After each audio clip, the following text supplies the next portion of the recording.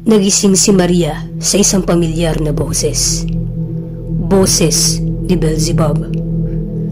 Naging epektibo ang pagtawag niya sa nilalang bago siya lamunin ng pagtulog. Dahil dito ay namulat na agad ang mga mata ni Maria at tuluyan niyang nakita ang kapaligiran kung saan siya kasalukuyang nakakulong. Kinausap niya si Beelzebub sa kanyang pag-iisip at humihingi ng tulong na siya ay hanapin. Hindi naman malaman ng kanyang kausap ang kanyang kinaroroonan dahil maaring meron itong spell o mahika na pumipigil kay Beelzebub na matunton ang lokasyon ni Maria Labo. Bagamat hindi nila matunton ang kasalukuyang lokasyon ng kanilang minamahal na reyna, ay maaari silang mag-alay ng kanilang lakas at kapangyarihan kung sila ay magkakaroon ng ritual cult. Ayon sa kausap ni Maria, sila ay mag-aalay ng kanilang kapangyarihan, dugo at pananampalataya upang maibigay nila ito kay Maria Labo. Paniguradong sa dami ng aalay kay Maria ay magkakaroon ito ng lakas upang makatakas at mapaslang ang kanyang mga kalaban. Nagpatuloy pa sa pagpapaliwanag si Beelzebub kay Maria Labo. Ang tanging kailangan lamang ni Maria ay maghintay ng 15 oras upang maramdaman ang kanyang bagong lakas. Ang tanging tanong lamang ni Maria Labo ay kung aabot pa ba siya pagtapos ng ganong kahabang oras. Nagpaalam na siya kay Beelzebub. Nagugutom na siya at nangihina. Ang tanging magagawa niya na lamang ba ay maghintay ng tamang pagkakataon sa kanyang pag-atake at maghintay sa gagawin ni Beelzebub upang siya ay matulungan. Kailangan niya ng sariwang dugo upang kahit papaano ay maibalik ang kanyang lakas. Ngunit ang tanging mapagkukunan niya lamang noon ay kung siya ay papaslang ng isang mortal na tao o kaya mangkukulam. Tumingin siya sa kanyang harapan. Kung sino mang papasok sa loob ng kwarto, iyon ang maaaring maging biktima. Ilang oras na rin ang lumilipas at patuloy niyang nararamdaman ang gutom. Parang mababaliw si Maria sa uhaw na kanyang nararamdaman.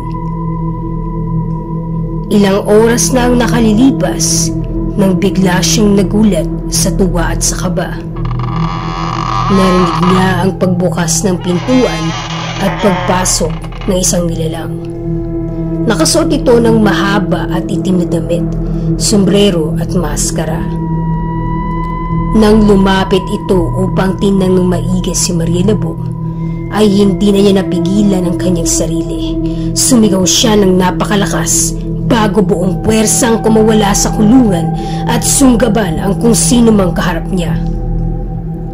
Wala na siyang pakialam kahit siya ay pumapatay at umiinom ng dugo ngayon.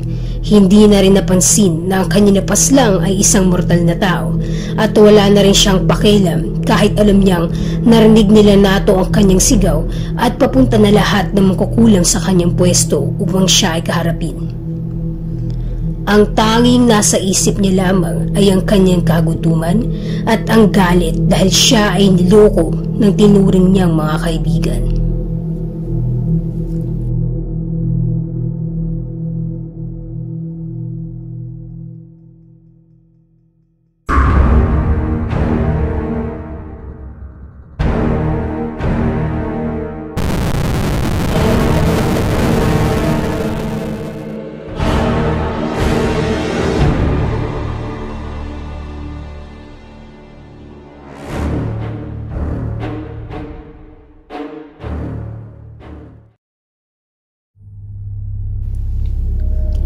Sa pagpapatuloy ng kwento, 4 na mangkukulam ang dali-daling pumunta sa containment room kung saan naramdaman nila ang paggalaw ng nasa loob. Samahan mo na rin ang pagsigaw ng lalaking pumasok kanina upang tingnan si Maria Labo. Sila ang tinatawag na council Ang council ay binubuo ng 10 mangkukulam na nagtataglay ng mga kaibang lakas.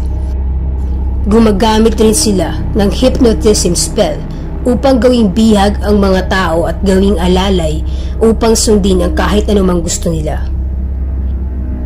Nagiging epektibo nga lang ito sa mga taong medyo mahina ang pag-iisip o di kaya'y mga taong merong mental illness kabilang na ang anxiety at depression. Ipinagkatiwala ni NATO ang containment troops sa kanila kaya hindi maaaring makawala ang babae at malaman ito ng higher council. Nang makarating sila sa pintuan ng containment room, nakasarado ito. Hindi nila alam kung nakatakas ba ang babae o maaring nasa loob lamang ito. Napagdesisyonan nilang maghiwalay. 2 ang papasok sa loob ng kwarto at 2 ang maghahanap sa labas. Hindi na nagdalawang isip na pumasok sa loob ang 2 lalaki, samantalang lumabas naman ang pares ng babae at lalaki para tingnan kung nakalabas ang kanilang binabantayan. Nasa gitna na sila ng kagubatan, ngunit wala naman silang nararamdamang kakaiba. Wala ring bakas ng kahit sino mang individual ang nasa paligid. Kaya naman, agad pumasok sa kanilang kaisipan na baka nga nasa loob pa ang babae. Dali-dali silang bumalik sa loob nang madatnan nila ang pintuan na nakasarado pa rin, ngunit meron ng kakaiba. Sa bandang paanan ng pintuan ay merong pulang likidong umaagos mula sa loob. Para bang hindi ito natatapos. Dito na nila iniisip na maaaring patay na ang kanilang kasama. Pagkabukas nila ng pintuan ay pareho silang nagpalit ng anyo. Mula sa pagiging mortal na tao ay nag-anyong lobo at halimaw ang 2. Dito sila nagkaroon ng tatanging lakas, bilis, at iba pang katangian ng lobo at halimaw. Puno ng dugo ang paligid na animoy may nangyaring digmaan sa loob. At doon sa gitna ay nakita nila ang babaeng nakakulong lamang kanina sa espesyal na selda. Kinakain ito ang mga namatay nilang kasamahan. Maaring di na nakapalagpa ang kanilang kasamahan dahil sa biglaang pag-atake ng nilalang, ngunit silang 2 ay handa. Taglay nila ang kapangyarihan na kayang kumitil kahit pa ng malalakas na mangkukulam. Umatake na agad ang lalaki bago sundan ng babaeng kasama. Bago pa tuluyang atakihin ang dalaga, ay lumingon na ito sa kanilang direksyon bago mabilis na umiwas. Mukhang mag-iiba ang kanilang plano dahil mabilis pa rin kumilos ang babae kahit ito'y puro sugat at nangihina. Tila ba nabasa naman nila ang iniisip ng isa't isa nang mabilis na kumilos ang lalaki upang sakmalin si Maria. Nakaiwas naman ang dalaga pero di niya inaasahan ang pagsalubong pa ng isang mangkukulam sa kanya dahilan upang siya ay mapuruan sa bandang hitap. Umagos ang dugo dahil sa kalmot ng babaeng halimaw. Sunod-sunod ang pag-ataking ginawa ng 2 kay Maria Labo. Tila pinapagod siya at inuubos ang kanyang natitirang lakas. Pinagkakalmot, pinagkakagat at pinagsusuntok nila ang dalaga, gayon pa man, nakakatayo pa rin ito at nakatitig sa kanila. Parang sila ang napapagod sa ginagawa nito. Hindi na rin tatagal ang kanilang anyo dahil panandalian lamang ito.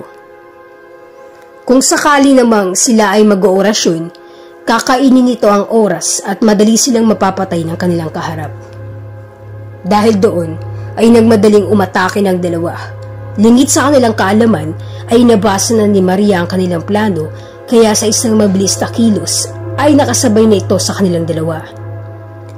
Nagbabatuan sila ng pag-atake hanggang sa ginamit ni Maria ang isa sa kanyang mga kapangyarihan, ang pagpaparami ng kanyang sarili. 1, 2, 3, 4, 5, hanggang sa malito ang 2 halimaw.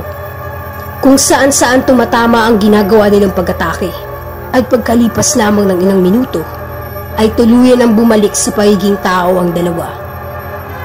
Sinubukang gumamit ang lalaki ng kanyang mahika, ngunit mabilis siyang sinakal ni Maria. Sumigaw siya sa kasama na tumakas at ikulong ang babae. Kailangan nila itong ipaalam sa higher council. Dahil nga doon, tuluyan nang namatay ang lalaki. Dali-dali namang tumakbo ang natitirang council at nang halos palabas na siya, ay may patalim na tumusok sa kanyang dibdib. Sa kanyang likuran ay si Maria Labo na tumatakbo punta sa kanyang direksyon. Bago pa siya abutin ng dalaga, ay nasara na niya ang pintuan.